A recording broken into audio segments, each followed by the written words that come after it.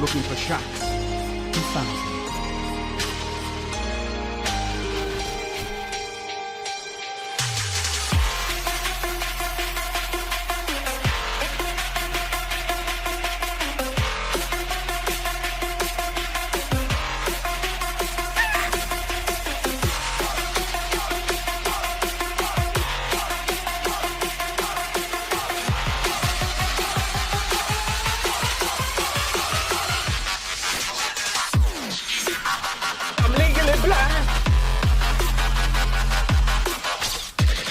Yeah, he's good.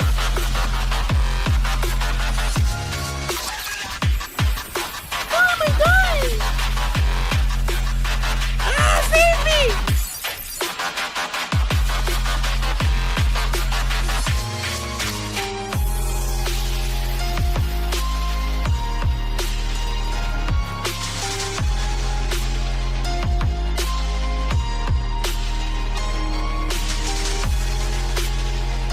There's a striker behind me! Teammate! Teammate! Darkness might as well come right in and take that place if that's all we've got. Fuck this shit, I'm out.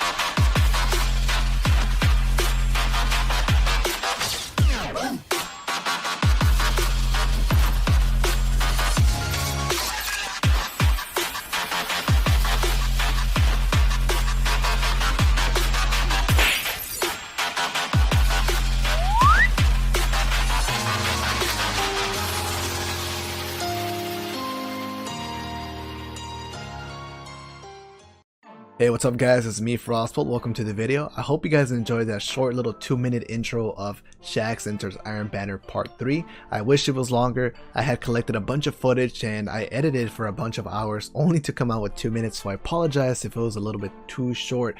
Now this was a little bit different than the other videos because I decided to be a little bit more creative and just kind of experiment with my content because we're a small channel and we're just starting out, so it's good to see what other different things that I can do with my creative mind, I guess you could say. So if you guys like that, definitely let me know so I can get better and improve and, you know, bring some more stuff like that to the channel.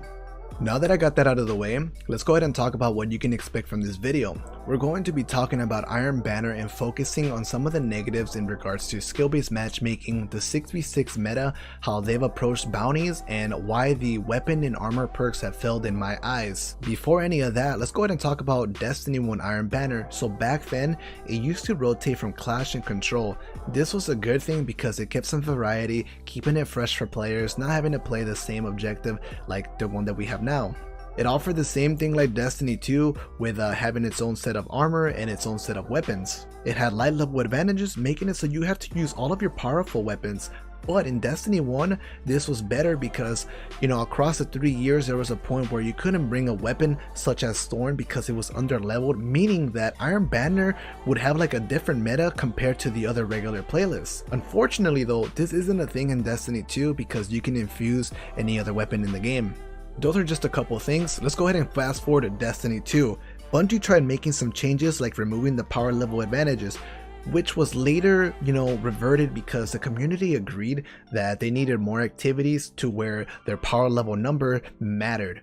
I won't talk about power level yet, let's focus on the game mode that we have. It is a variation of Control with a 125 score limit, and basically if you cap 3 flags, you end up getting a huge lead over the enemy team. This becomes more obvious whenever you have a fire team with map control and better coordination versus a team of no fire teams. The problem you will eventually see is that the enemy team with no coordination will eventually get mercied or just have a terrible time trying to compete against a fire team that has control power ammo and control of the flags, getting a bunch of points. An experience like that is pretty discouraging to any solo player, and we can pretty much assume that there's more solo players than people playing together. Now I know you probably will say, well then make it where solo players play solo players and fire teams play fire teams, And I agree with that. It still doesn't stop us from trying to improve the game mode overall.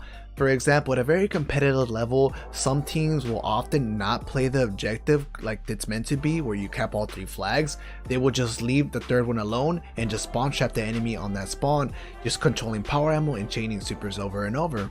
The easy way would be to just get rid of the game mode and turn it into Clash, but that's no fun. There could be ways to improve it, and one of them being we could turn it into zone control, where the objective is truly an objective and kills don't matter. Also, another thing I saw them do was they made the power ammo spawn closer to the attacking team in countdown, and I like that idea because you can imagine, what if a team that's down losing, no flags, has power ammo spawn a little bit closer towards their side, and they can use this power ammo to try to make a combat back. Now that's kind of like a catch-up mechanic in a sense, and obviously these are just ideas that I'm throwing in on the spot and haven't really been thought out through and throughout. Talking about the game mode takes me to the next problem I have with Iron Banner, and that's skill-based matchmaking. I don't know why they incorporated this matchmaking into a 6v6 playlist where things are more chaotic and just out of control. So if you have any experience with quick play or comp, you will soon realize that people like to take advantage of the best things available in the game, and there's nothing wrong with that. That's just how PvP usually is.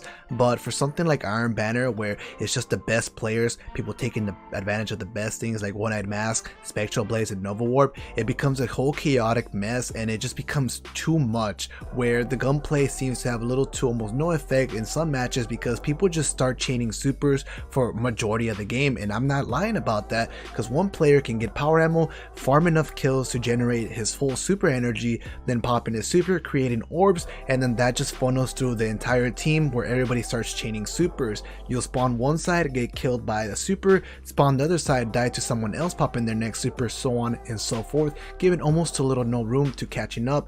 And that happens because the enemy team is usually really good and they know what they're doing, so they're not gonna let you make a play. I've had games where I know I'm playing with decent players because of the skill-based matchmaking, and we still get close to getting mercied. If not, we do get mercied because we're just getting completely destroyed by supers and power ammo. So let me give you a scenario. I spawn in, enemy team has power ammo, the map is so close, so tight lane that no matter where I go, I more than often will run into more than one player, get team shotted, or I'll run into the guy with power ammo and completely get destroyed. And that goes on for a while until we manage to stop the snowballing, and once we get our hands on the power ammo and we start chaining supers, we go from almost getting mercied to completely destroying the enemy team until the game is over.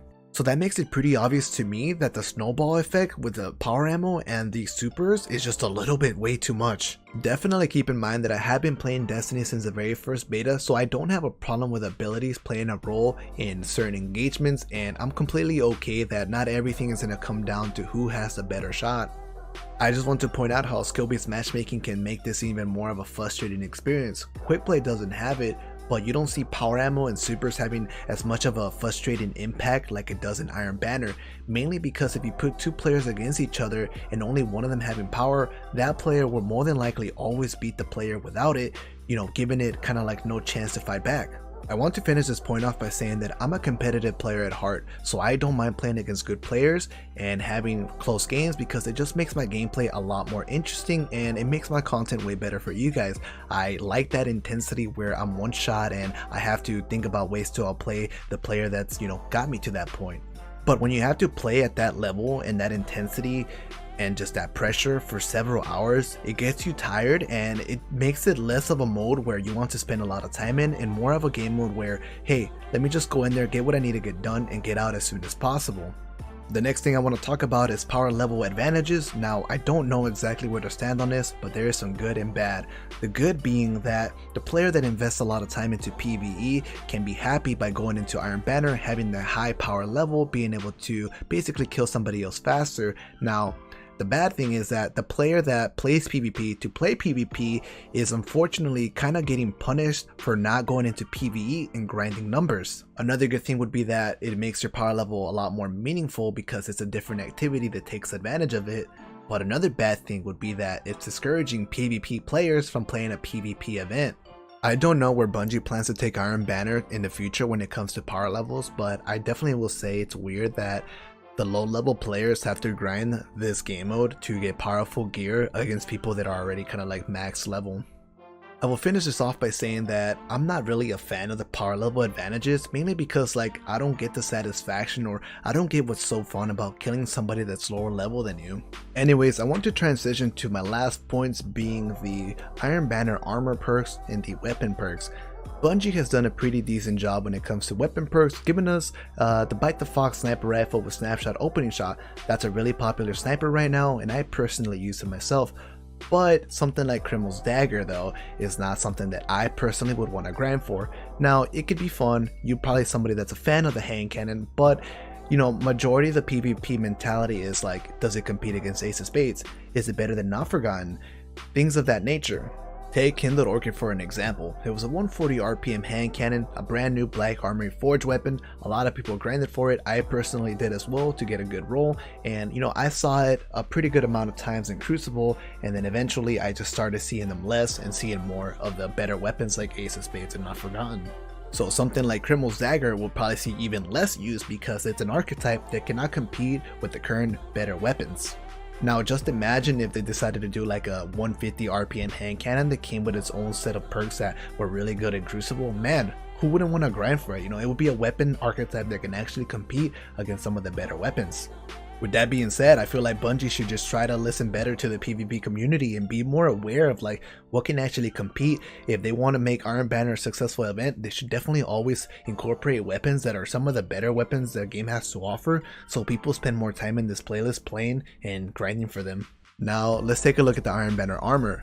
Back in Destiny 1, the armor used to have like special perks. So for example, my boots had a perk where if I capped a flag, I would have increased agility for a couple seconds. Perks like that existed on the other armor pieces, making me as a player have more incentive, more of a reason to grind for that special armor.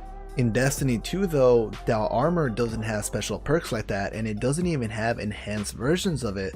So I would end up using something from the Dream City or the Raid because those have potentials to drop with enhanced versions of themselves, such as enhanced hand cannon loader. Anyway, those are all my thoughts on Iron Banner. Thank you so much for listening. I'm just trying to look out for the PvP community and improve our fun and the experience overall. You know, maybe we can get to a point where people are like, hey, Destiny 2 PvP is pretty fun. Again, thank you for watching, and I'll see you guys next time. Peace.